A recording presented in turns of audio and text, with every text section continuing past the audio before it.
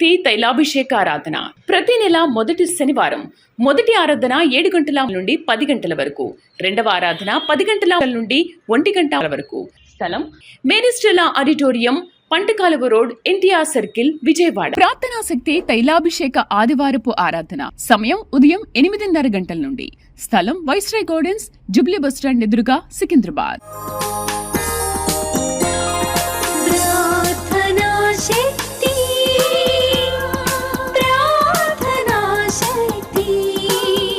తాడేపల్లిగూడెం పరిసర ప్రాంత ప్రజలకు శుభవార్త. ప్రార్థనా శక్తి తైలాభిషేక ఆరాధన ప్రతి నెల మొదటి బుధవారం సమయం ఉదయం 10 గంటల నుండి.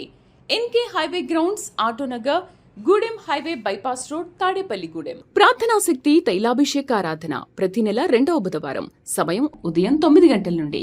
స్థలం airport road, quarry market, Renuka apartment దగ్గర, రాజమండ్రి. ప్రార్థనా శక్తి తైలాభిషేక ఆరాధన ప్రతి నెల రెండవ గురువారం సమయం ఉదయం 10 గంటల నుండి. స్థలం సుబ్బలక్ష్మి కళ్యాణ మండపం, railway new colony, Sri Kanya theatre, Visakhapatnam. ప్రార్థనా శక్తి తైలాభిషేక ఆరాధన ప్రతి నెల రెండవ శుక్రవారం సమయం ఉదయం 10 గంటల నుండి.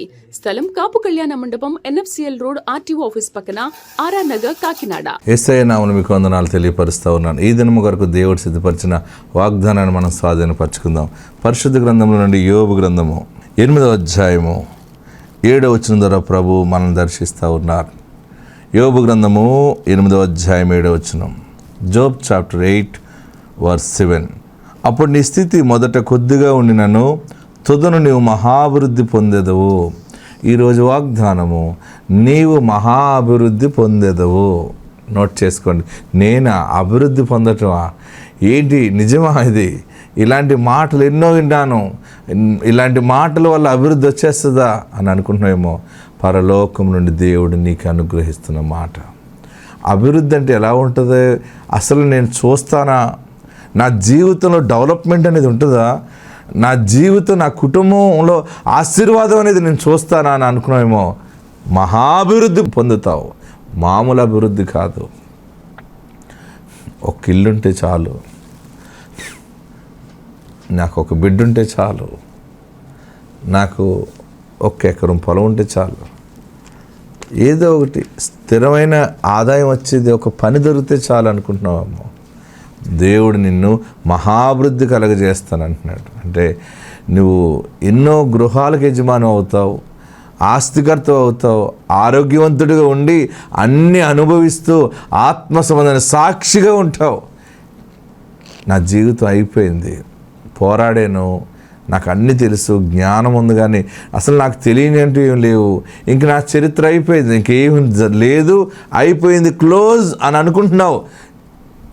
ఎర్రివాడా, ఎర్రిదానా అని దేవుడు నీతోనే మాట్లాడుతున్నాడు. మరలా నీవు మహాభివృద్ధి పొందుతావు. అలా ఎర్రి మాటలు మాట్లాడద్దు. ఆయనకి ఇష్టం లేదు. నిన్ను ఆయన ఏర్పాటు చేసుకున్నాడు, ఆయన నీ పక్షముగా ఉన్నాడు. బలహీనత వచ్చిందని అలా మాట్లాడద్దు. అన్నీ కోల్పోయినని అలా మాట్లాడుతున్నావేమో. మోసపోయాను, ఇంకా మంచి మాట ఇంకెలా మాట్లాడాలి, ఏం చూసి మాట్లాడాలని అనుకుంటున్నామేమో. దేవుడే నీ పక్షముగా ఉన్నాడు. నీవు మహాభివృద్ధి పొందేది అంతే. 6 3 6 దేవుని వాగ్దానం నీ పట్ల బలముగా నెరవేర్పు నువ్వు చూడబోతున్నావు. ఆయన నెరవేరుస్తూ ఉన్నారు. ఆత్మ నీకు తోడుండును గాక. God bless you. ప్రియులరా, మరి ఈ నెలలో దేవుడు చాలా అద్భుతమైన కార్యాలు ప్రభు జరిగించారు. అనేక మంది, వేల మంది ప్రజల్ని దేవుడు తోడుకొచ్చారు. ఎన్నో గొప్ప సాక్ష్యాలు, ప్రజలు ముందుకొచ్చి సాక్ష్యాలు ఇచ్చారు. ఇవన్నీ మనం చూస్తూ ఉంటుంటే, ఇంత జన సమూహము, ఈ ప్రజలు ఎవరు తీసుకొస్తున్నారు? ఈ ప్రజల్ని చెప్పాలి. యేసయ్య తీసుకొస్తున్నారు. యేసయ్య ఎందుకు తీసుకొస్తున్నాడంటే, ఆయన అంటున్నాడు, రండి నా యొద్దకు రండి, నేను మీకు విశ్రాంతిని కలగజేస్తారన్నాడు. మన తైలాభిషేకంలో మీరు గమనించండి, వాక్యమునకు ప్రార్థనకి తప్ప రెండో దానికి ఛాన్స్ లేదు. ఇక్కడ ఉందా? మనం ప్రారంభం నుంచి పాటలు పాడుతున్నాం, స్తుతిస్తున్నాం, ఆరాధన చేస్తూ ఉండగా ఆత్మ మన మధ్యకు వస్తుంది. అప్పుడు దేవుని వాక్యము, సాక్ష్యాలు ప్రకటించబడుతున్నాయి. మరలా వాక్యము, సాక్ష్యాలు అయిపోయాక ఏం చేస్తున్నాం? మనం అందరి గురించి చేతులుంచి యేసునామములో దీవెన ప్రార్థన చేస్తున్నాం అంతే. ఇక్కడ ఏ విధమైన వ్యాపారాలు లావాదేవీలు ఏమి జరగట్లేదు. ఇక్కడ ఒకటే జరుగుతుంది, ఏంటంటే దేవుని పని జరుగుతుంది. ఆమేన్. ఎందుకు ఇన్ని గొప్ప కార్యాలు జరుగుతున్నాయంటే ఇన్ని వేల మంది ప్రజలు తండోపదండాలుగా వస్తున్నారంటే ఆయన మన మధ్య నిలిచి ఉన్నాడు. నాతో ఉండటం నేను అనుభవిస్తున్నాను, మీతో ఉండటం కూడా మీరు అనుభవించండి. మీకు తెలియట్లేదు కానీ ఆయన మీ ఇంటి దగ్గర ఉన్నాడు, ఆయన నీతో ఉంటున్నాడు, ఆయన నాతో ఉంటున్నాడు, ఆయన మనందరితో ఉంటున్నాడు. ఆయన చెయ్యి విడువలేదు. ఆమేన్.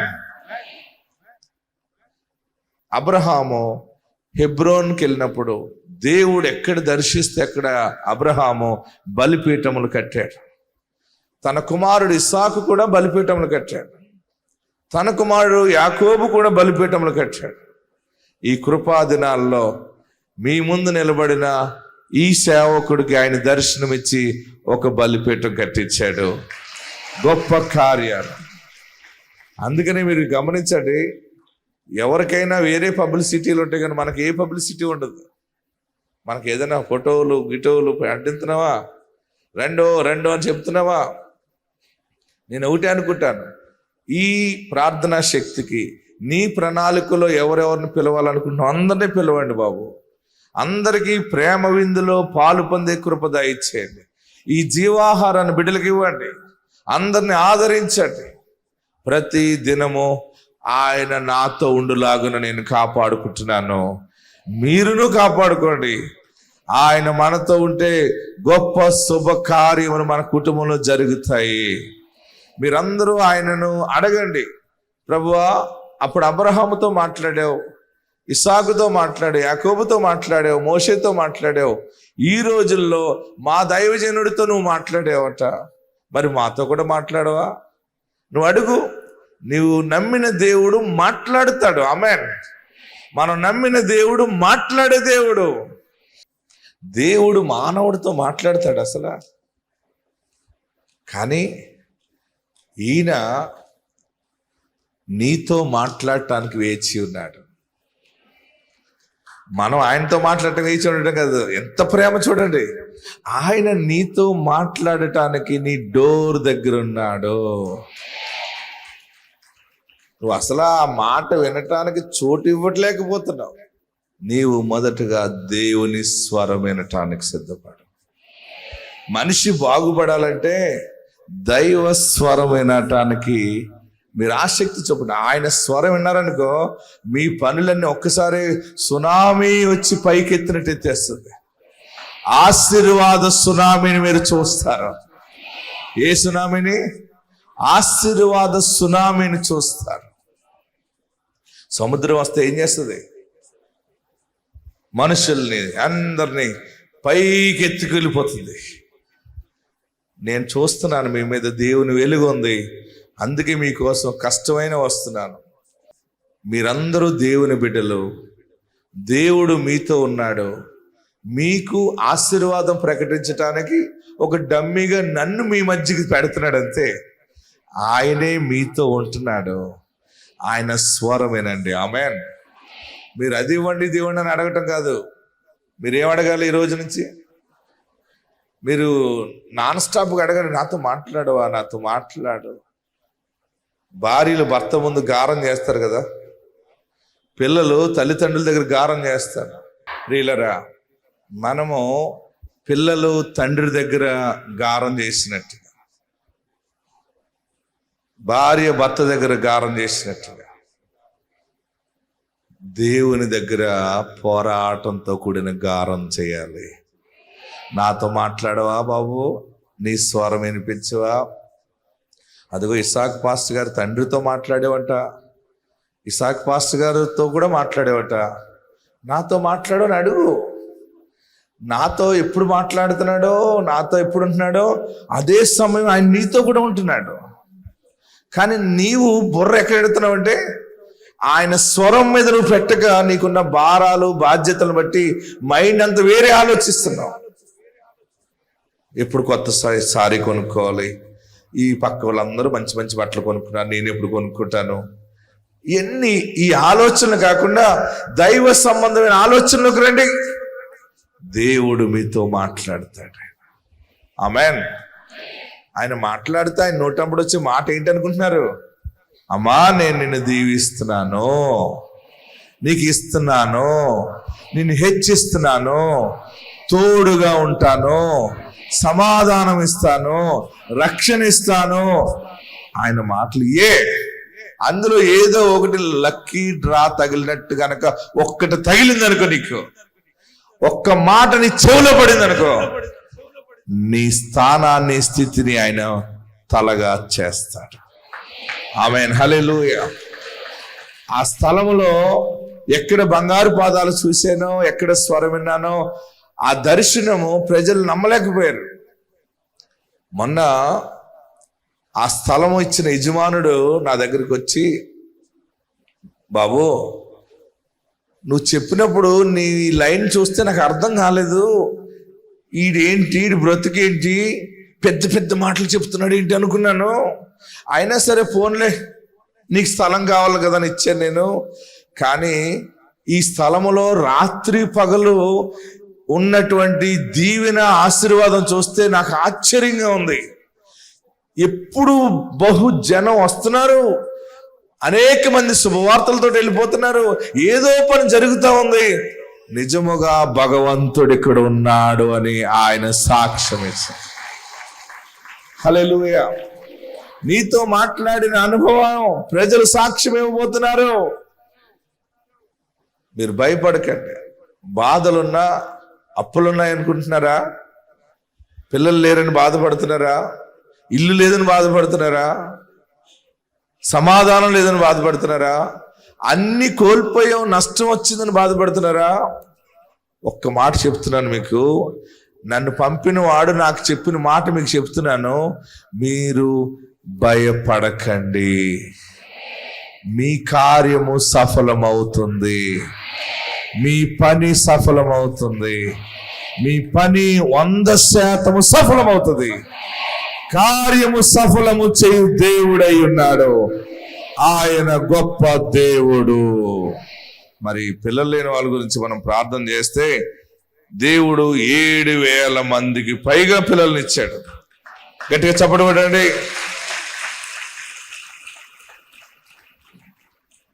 17 సంవత్సరాలకి గర్భఫలం వచ్చింది. ఎన్ని సంవత్సరాలకి? పెళ్ళి అయిన 17 సంవత్సరాలకి. చూద్దామా? ఇస్సాకయ్యకు వందనాలు. నా సాక్ష్యం ఏమిటంటే, నాకు పెళ్ళి 17 ఏళ్ళు అయింది, 3 సార్లు అబార్షన్ అయింది. కానీ వీటికి రాబట్టి 1.5 సంవత్సరం అయింది. 1.5 సంవత్సరం నుండి నంద్యాలకు వచ్చినాక 2 నెలల తర్వాత నాకు కన్సీవ్ అయినాను. కన్సీవ్ అయిన తర్వాత 4వ నెల పడినాక హాస్పిటల్కి వెళ్ళినాను. నేను మేనరికం చేసుకున్నాను. మేనరికంలో ఏదన్నా లోపాలు ఉన్నాయని అన్నారు. 12,000 టెస్ట్ చేయించుకోవాలని వాళ్ళేమో అన్నారు డాక్టర్లు. కానీ నేనైతే దేవుని నమ్ముకున్నాము, దేవుడు ఇచ్చినది బహుమానము, దేవుడే ఎట పెడితే అట పెట్టని అని అనుకున్నాను. యా టెస్ట్ వద్దని నేను పోయిన నెల కానుక వేసి వేయినాను 10,000. తర్వాత మళ్ళా హాస్పిటల్కి వెళ్ళి స్కానింగ్ తీపించుకున్నాను. స్కానింగ్ తీపించుకున్నాక తర్వాత ఏ లోపాలు లేవమ్మా, మంచి ఆరోగ్యంగా ఉంది బిడ్డ అన్నాడు. ఈ సాక్ష్యం దేవుడు దీవించుగాక. మనం ఎక్కడో హాస్పిటల్ కట్టే డబ్బు దేవుడు కట్టడమే మంచిది. ఆమెన్. ఆమె 12,000 టెస్ట్ చేయించుకునే దానికంటే 10,000 రూపాయలు దేవుని సేవకి ఇచ్చేసింది. ఆ 10,000 దేనికి ఉపయోగపడతాయి తెలుసా మీకు? మనం వేసిన విత్తనం దేనికి ఉపయోగపడుతుంది తెలుసా? వాక్యము, టీవీ పరిచర్యకు ఉపయోగపడుతుంది. మీరందరూ ఇచ్చే కానుకలైనా, ముందు మొక్కుబడి కానుకలైనా, ఇంత పెద్ద సేవలో ఏదో ఒక దానికి ఉపయోగపడుతుంది అన్నమాట. అప్పుడు నీకు ఆశీర్వాదము మొలకెత్తుతుంది. ఆమెన్. చూడండి, 2వ సాక్ష్యం చూద్దాం. 18 సంవత్సరాల గర్భఫలం వచ్చింది, మరొకరికి 17 సంవత్సరాలకు వచ్చింది. ఈ మధ్య పిల్లల్ని ఎత్తుకోలేకపోతున్నాను నేను. అందరూ పట్టుకొచ్చి నా చేతిలో పాడేస్తున్నారు. ప్రార్థన చేసావు కదా, పెట్టు, పేరు పెట్టు, అన్నప్రసారం చేయి, అక్షరాభ్యాసం చేయి.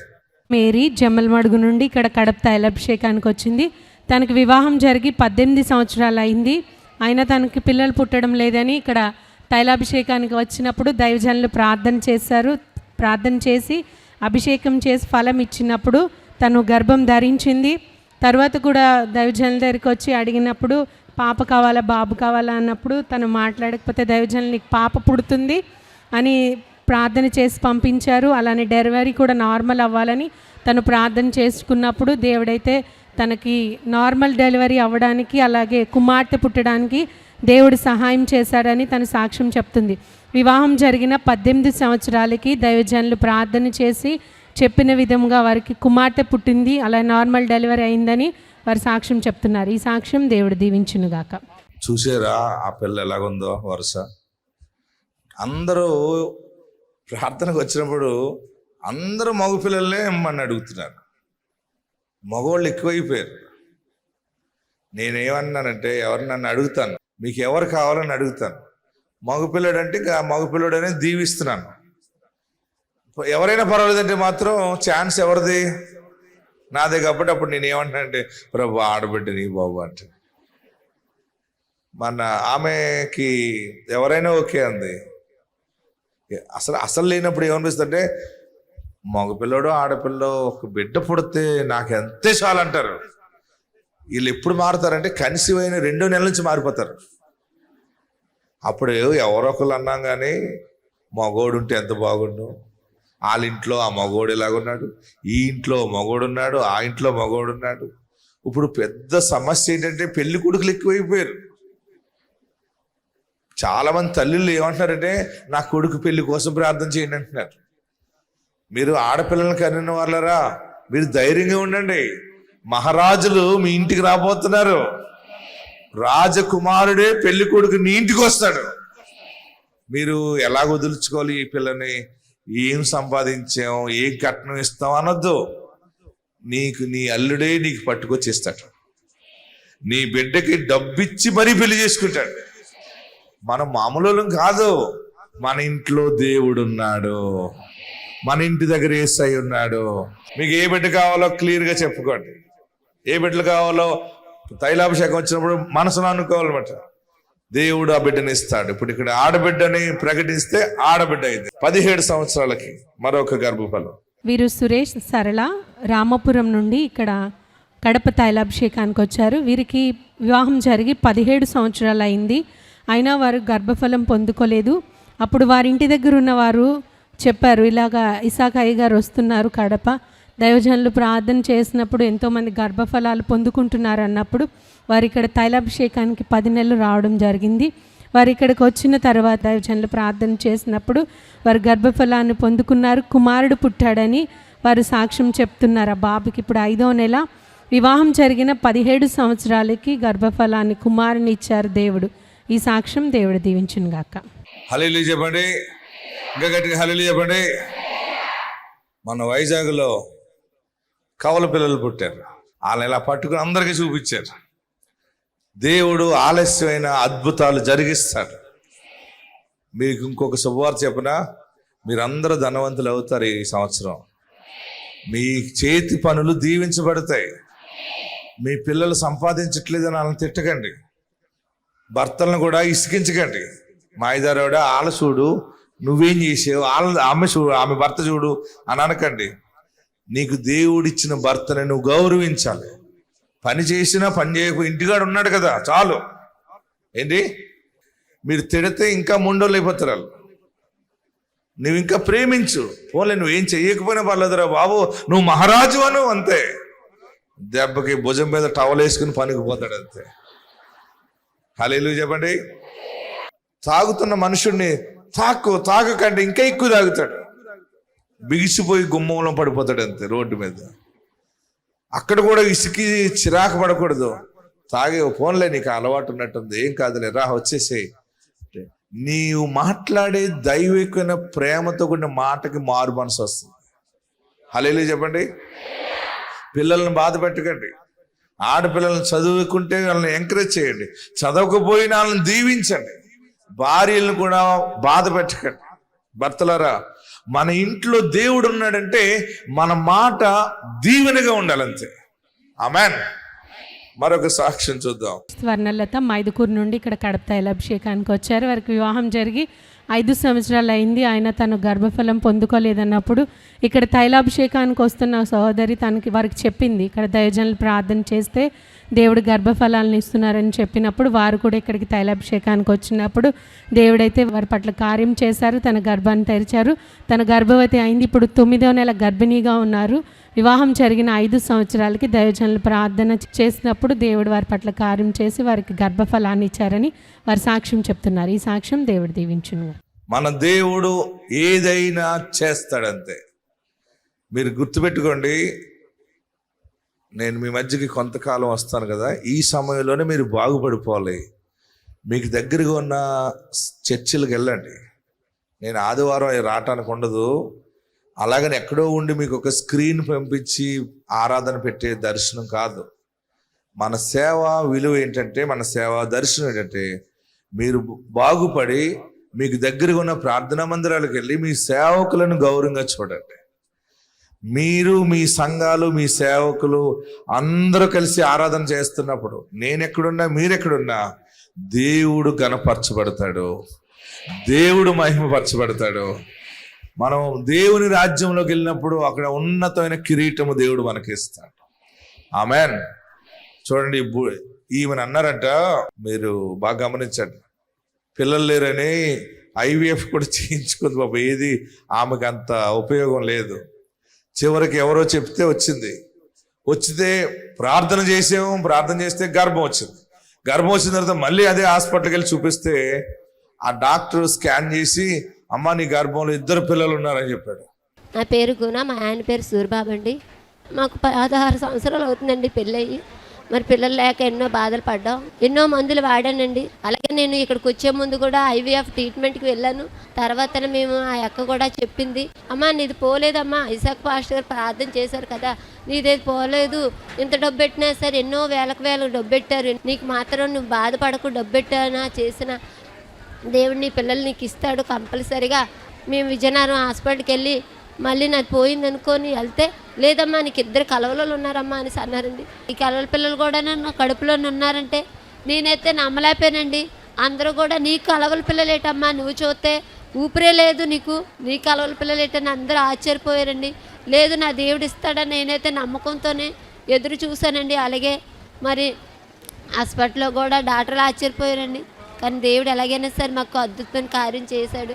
చిన్న సాక్ష్యం దేవుడిని దీవించిన. అందరూ ఏమన్నారు ఆమెని? గట్టిగా చెప్పరే, నీకు ఊపిరే లేదు, ఇంకేం పిల్లలకి అంటేవే అన్నారు వాళ్ళు.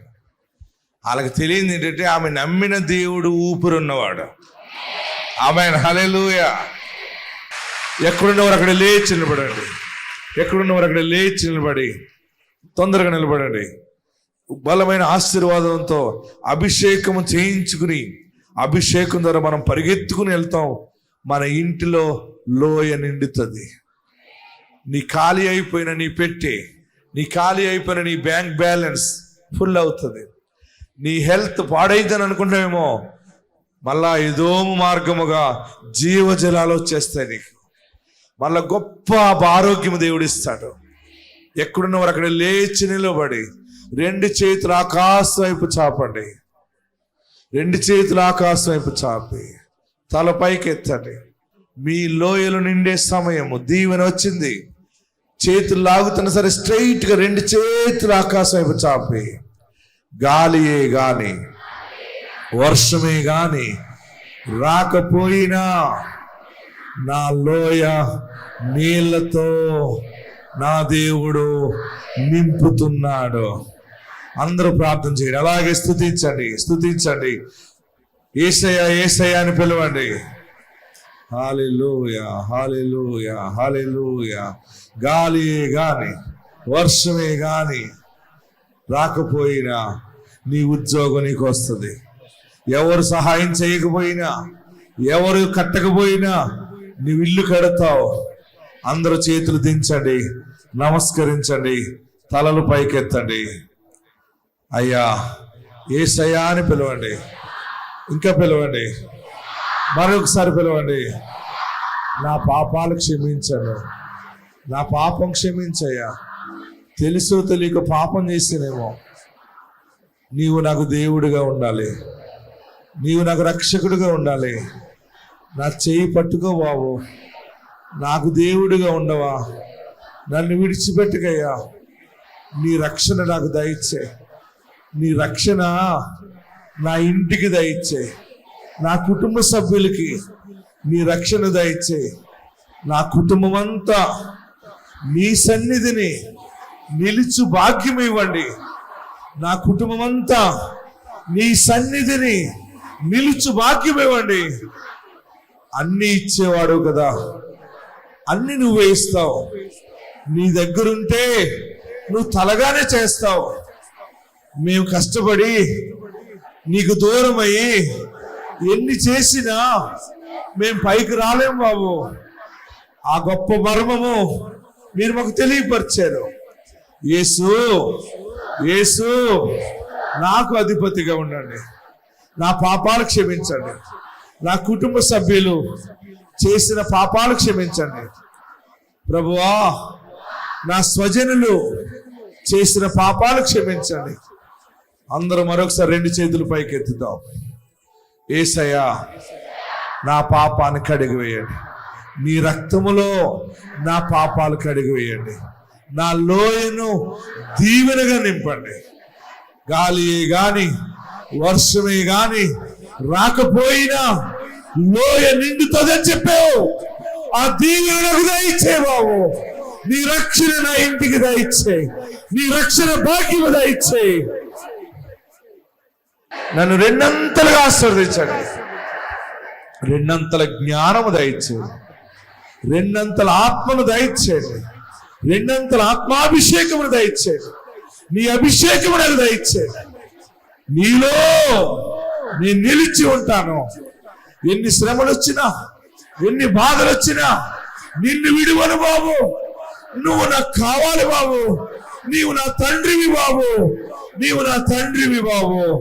నీవు నా భాగ్యము, నా ఆరోగ్యము, నా జీవమై ఉన్నావు.